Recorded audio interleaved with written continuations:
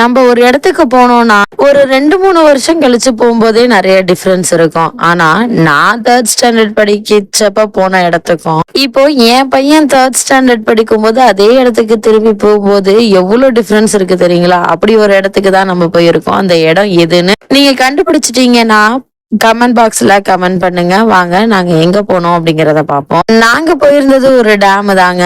அந்த டேம்ல பார்த்தோம்னா நான் ஃபர்ஸ்ட் போனப்ப அவ்வளவு செழிப்போட நல்லா ஃபுல்லாவே கிரீனிஷா இருக்கும். இந்த சைடு தண்ணி பாத்தீங்களா எவ்வளவு தெரியுதுன்னு? இது இவ்வளோண்டு இருக்காதுங்க, ஃபுல்லாவே நிறைஞ்சிருக்கும். கிட்டத்தட்ட ஓரளவுக்கு மேல தெரியும். இந்த இடத்துல இறங்கி குளிச்ச ஞாபகம் எல்லாம் இருக்கு. அந்த நாள் ஞாபகம் நெஞ்சிலேயே வந்தது அப்படிங்கிற மாதிரி. நம்ம தேர்ட் ஸ்டாண்டர்ட், அதாவது நான் தேர்ட் ஸ்டாண்டர்ட் படிக்கும் போது இந்த இடத்துக்கு போனப்ப அவ்வளவு இதா இருந்துச்சுங்க. இது என்னடா எப்படா இந்த இடத்த கட்டினாங்க அப்படின்னு சொல்லிட்டு கிட்டத்தட்ட எங்களோட ஒரு நாள் ஃபுல்லாவே இங்கதான் நாங்க ஸ்பெண்ட் பண்ணிருப்போம். அதுவும் மலை சுண்டக்கான்னு சொல்லுவாங்க இல்லையா, அதெல்லாம் பறிச்சுட்டு போய் வீட்டுல வந்து வேக வச்சு சுண்டல் வத்தெல்லாம் போட்டிருக்காங்க. ஆனா இந்த இடத்துக்கு வந்து இப்ப பார்க்கும்போது ஃபுல்லாவே ஒரு காஞ்சு போய் ஒரு மாதிரி இருந்துச்சு.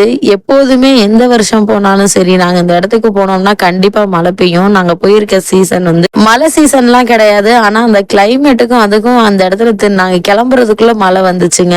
இந்த டேம் பாத்தீங்களா எப்படி இருக்குன்னு சொல்லிட்டு, அங்க தண்ணி திறந்து விட்டாங்கன்னா நேரா பாசனத்துக்கு வரும்னு நினைச்சீங்களா? இல்லங்க, இது வந்து காற்றாற்று வெள்ளம்னு சொல்லுவாங்க இல்லையா, மழை காலத்துல வந்து மலையில பெய்யற தண்ணி வந்து வேகமா காட்டாரா வந்து அந்த டேம்ல வந்து ஸ்டோர் பண்ணுவாங்க. அதிகப்படியான தண்ணி சேர்ந்ததுக்கு அப்புறம் அந்த தண்ணியை திறந்துட்டோன்னே இந்த தரப்பாலம் வழியா ஃபுல்லாவே மூழ்கி இது வழியா போகும். இது எங்க போகும்?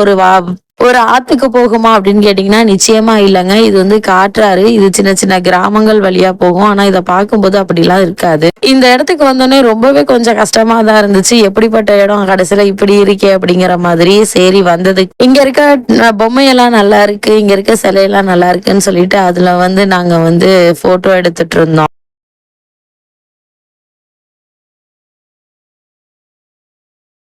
உண்மையிலுமே ஒரு ஜிராஃபை வந்து மரக்கிளைய பிடிச்சு தீனி திங்கிற மாதிரி இருந்துச்சு. என் பசங்க அதுக்கு மேல என்ன பண்ணாங்கன்னு நீங்களே பார்த்து தெரிஞ்சுக்கங்க.